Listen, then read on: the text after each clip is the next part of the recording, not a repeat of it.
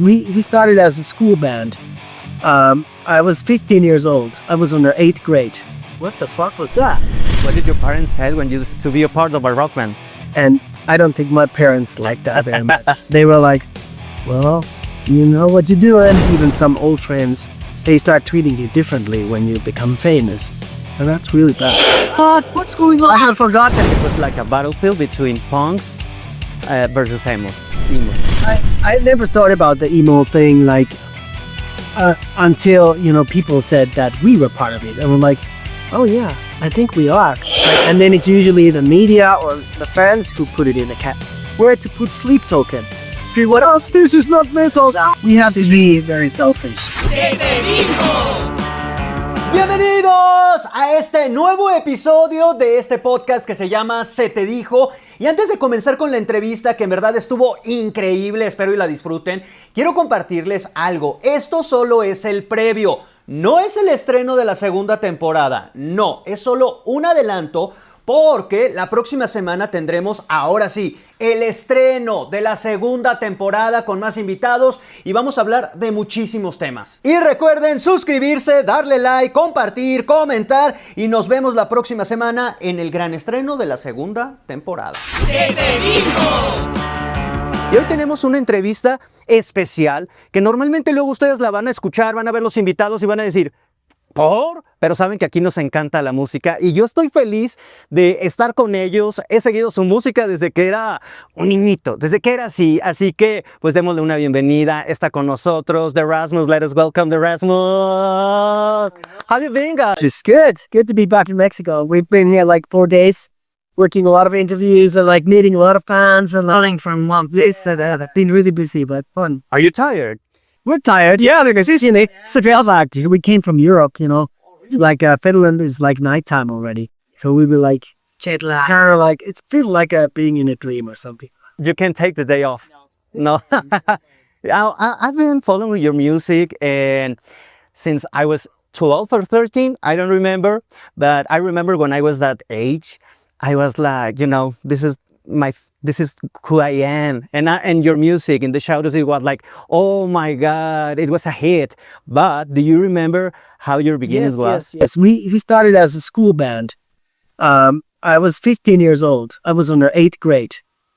So very young. And it's just a hobby for us. But we played the first concert in the school on a gym hall. And I think we had 5 songs. And it was a big moment, because we were kind of these weirdos in our school. Nobody really cared about us. And then we were just preparing these songs and we had 5 great songs and we went on that stage and the whole school was there watching us. And they were like, wow, what the fuck was that? And then everything started to happen. It was really empowering moment for me to be on that stage. And I just wanted more and more and more. And now it's been a long time, and 3 years. Yeah, 3 years. Yeah, that's a lot. It's like a lifetime, but it is. Still enjoying this a lot, even more and more, all the time. Empu joined us 4 years, and we had some trouble with the band before you came in, and I'm so happy that you came and kind of cleared the air and gave us a new beginning. Even though we're an old band, we still feel like it's a new beginning. Yeah. Start. So now that you are grown up, guys, what did your parents say when you decide to be an artist, to be a part of a rock band? Well, my parents were kind of, cool. They put me to play piano when I was 5 years old. Then they introduced me to other music. I went to classical music and stuff like that. So I'm grateful for them that they made me play music at the first place. But when I was I think I was 17, 18, I decided that I quit my school. I was in high school and I just wanted to wake up in the morning and start playing guitar and writing new songs for the Rasmus. And I don't think my parents liked that very much. They were like, well, you know what you're doing. But I was thinking we had the chance with the band because we had already quite good beginning. And then I was thinking I can always go back to school, but I can never have this chance again with the band. So when you were in your 20s, when did you realize you were famous? when you said, oh my, when you realize like, this is not a game anymore. I'm not trying, I am part of this. Well, yeah. Well, I think it's just when people start recognizing you, like people on the street, or I think some people change. Like it's not good. Like, you know, even some old friends, they start treating you differently when you become famous, and that's really bad. Really? Like I don't want to talk about my music with my friends, or I don't want to talk about me.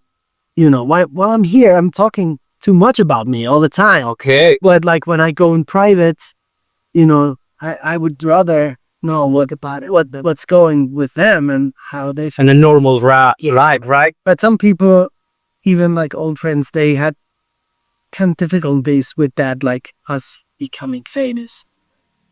I guess just don't. Yeah.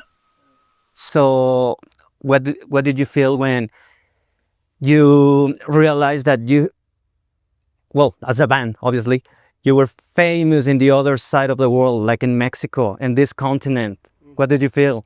I mean, you are from Helsinki, is like a small town. Very small. Yeah, and now you are this big. Yeah, and it surprises us every time. Like even now, we flew here in Mexico City, and at the airport, while we were waiting for our luggage to arrive, I was putting on some makeup because I knew there will be people outside the airport waiting for us, fans there.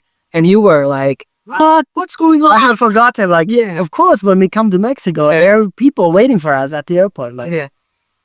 You're superstars. where we have super fans. During pandemic, it was complicated, and that's when you get in, right? Talk us about that. It's like amazing. It was so amazing to make this album because, as you said, during COVID, people were all over the world, and it was separated, and it was so hard for them to make the album then. And now we can be together, like actually play, and we have a rehearsal place, and we can spend a lot of time together. Let me tell you this. Back in 2006 in Mexico City, in this city, it happened that the street fight. It was like a battlefield between punks versus emos, and it was crazy. I want to show you a video because a lot of those people, well, back then, they were your fans. So I'm gonna show. Obviously, it's in Spanish, but it's okay. You can see it. The full fight, okay? And let me know what you think. Estaban listos con cinturón en mano. De pronto, este joven emo da el primer cinturonazo. Nosotros estamos en contra de los emos. Somos entre ponquetos, darquetos, emos. ¿Y por qué están atacando? Porque están copiando nuestros estilos. Y es apenas cuando la policía reacciona. Eran aproximadamente 150 elementos de la Secretaría de Seguridad Pública. De un lado estaban los granaderos protegiendo a los emos, mientras la policía auxiliar hacía lo mismo, pero con los punk y dark. And what happens next is like kind of surreal. This is Mexico. Se escucharon cantos y música que salían del metro Insurgentes. This stops the fight. Y aunque no lo crea, ellos Hare Krishna. Like so Krishna guys like singing. Yeah, everybody's like, Fueron okay, 5 let's horas stop de it gritos y anymore. Yeah. empujones. El cielo Yeah, people shouldn't be afortunadamente fue fighting. blanco. Hotel del Pino, At least Fuerza not over Informativa music. Azteca. Like all kinds of music. So my question is like, in 2006, a lot of emo guys in Mexico, at least, they were like, we are super fan Rasmus and the other bands. How did you define back then in 2006? Yeah, well, I never thought about the emo thing, like, until, you know, people said that we were part of it. And I'm like, oh yeah, I think we are. Like, but I never, like, thought about it. Like, sort of like when we started writing music, I was just making this stuff I do. And I've been always combining in our music this kind of beauty and the beast, and like the sadness and the happiness, and this kind of like a lot of emotional stuff, which is kind of emo, you know. And I never really thought about it. It was just like the way I am. And not all your music is like an emo. Sometimes you get an electronic music, and then so goes and heavy, well, not heavy metal, but something heavy rock. Like now in Weirdo, the first song is so heavy, Yeah. you know? Yeah, I mean, I never put ourselves in a real category myself. In a box. I've always just like, I want to make this kind of song. I want to have this kind of sound. And, like just organically developing the sound of the Rasmus, like not really thinking to. Yeah. And then it's usually the media or the fans who put it in the cat. Just like now, like people are having difficulties where to put sleep token. What else? This is not this. I'm like, they're really like messed up, and I'm just laughing like, oh my god, that's so funny that they can cause this reaction. It's wonderful. Yeah, but I think it's normal in rock fans because it's too pop for being rock, or it's too rock for being pop.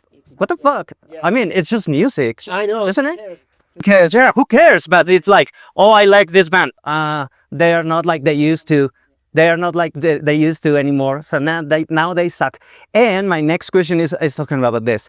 How do you find this balance between what you want to do and what people want or expect from you? Well, we Because it's a tough. we have to be very selfish. Like we must, to be able to continue this, as long as we have to make music that we love. That's First of all, that's the first thing. Like we spent a lot of time, when we started to write the songs. Even before we went to the studio, we booked another studio. We were just the four of us. We stayed there. We slept in the studio facility. It's like a farmhouse out in the countryside.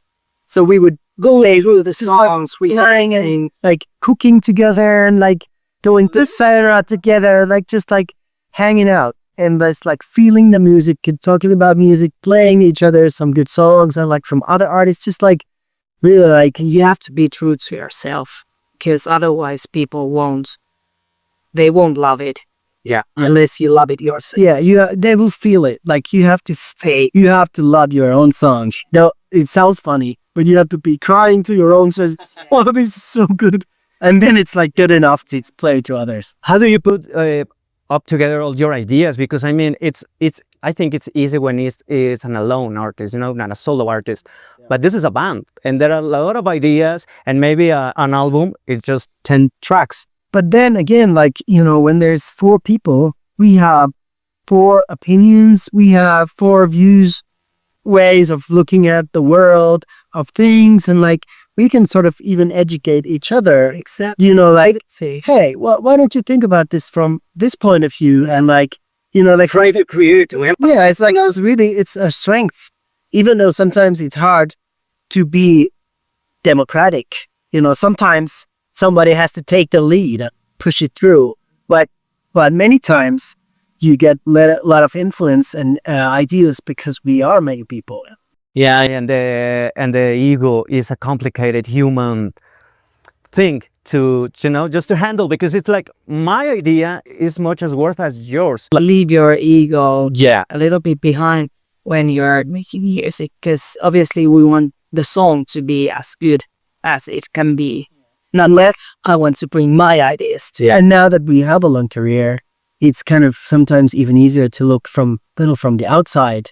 Like, okay, what's the Rasmus gonna do next? Is like, it's interesting to think like that, like how people see us as a band, and how, like, what kind of characters we are. What should we do next? Like, it's interesting, like writing a story, and this goes on and on. And now you got this weird album, Weirdo, and I love this music. You work with Desmond Child. How do you do that? It was already. He's your friend, right? Yeah, he's a friend of mine. He contacted me like 20 years ago, and I've been growing up with his music, listening to Kiss and Bon Jovi, Yeah, even Ricky Martin. Ricky Martin. He's great music. He's a monster. He's a monster, a hell of rock. Yeah, and he was producing and writing these songs with us, and we're so grateful to have like legends around us like that. I think the Rasmus fans love you so much, and they have been waiting for you all these years. And now, well, I mean, ahora estamos en México. We are in Mexico City, but you are gonna come back, right? Yes. In December. 3 shows in Mexico City, Guadalajara. Mexico and City. 3 big shows coming, and those will be the last shows of the tour.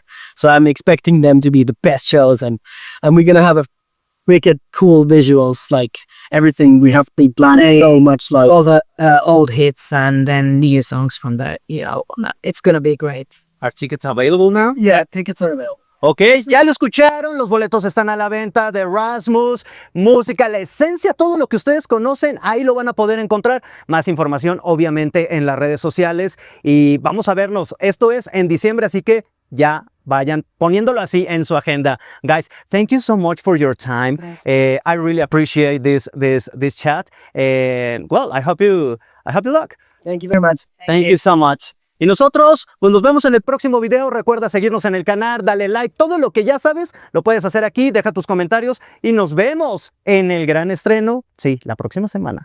¡Se te dijo!